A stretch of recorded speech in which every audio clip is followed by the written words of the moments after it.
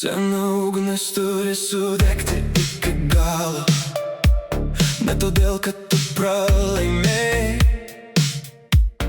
o todėl, kad tapai per didelis savo senai formai.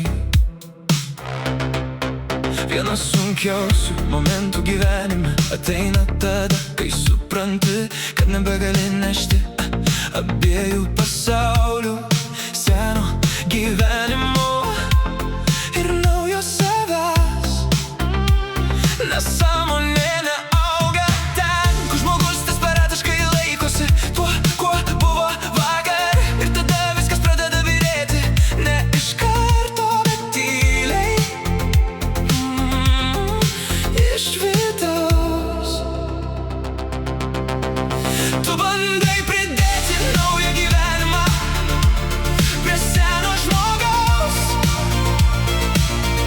bet tikroji transformacija visada prašo pabaigos. Sena ugnis turi sudegti iki galo, nes kitaip gyvensi tik prisiminimu savęs. Bandysi vaidinti žmogų, kurio jau seniai nebesi. Sena ugnis turi sudegti iki galo, nors ego bijo paleisti save, nes prieš gimstant naujai tavo versijai, senoji turi turėti drąsos baigti. Tu buvai kovotojas, gelbėtojas, stiprus žmogus, kurio niekas nepalaužia, bet vieną dieną tas pats mechanizmas, kuris padėjo tau išgyventi, pradeda naikinti tave iš vidaus. Ir tada gyvenimas po truputį išjungia seną sistemą, ne tam, kad tave sunaikintų, bet tam, kad išlaisvintų.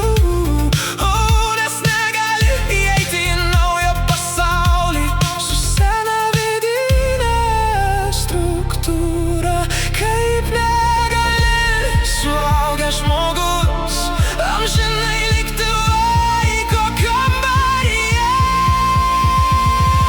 Sena ugnis turi sudegti iki galo, nes kitaip gyvensi tik prisiminimu savęs. Bandysi susigrąžinti ankstesnį degimą, kurio tavo siela jau nebenori. Sena ugnis turi sudegti iki galo, net jeigu tai atrodo kaip griūtis, nes kartais gyvenimas griūva ne todėl, kad baigėsi, o todėl, kad prasideda kažkas tikra.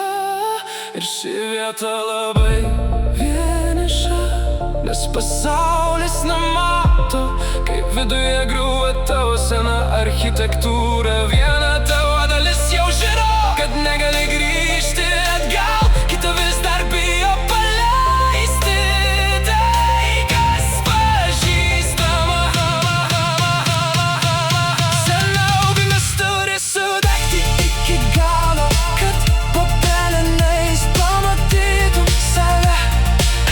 Ne naują kaukę, ne naują vaidmenį, o žmogų, kuris pagaliau tapo tikras. Sena ugnis turi sudegti iki galo, nes gyvenimas yra gyvas procesas ir visa, kas gyva,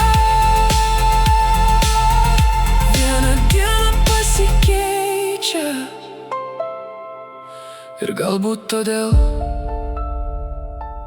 kiekviena tikra transformacija iš pradžių atrodo kaip mirtis, bet tai ne pabaiga.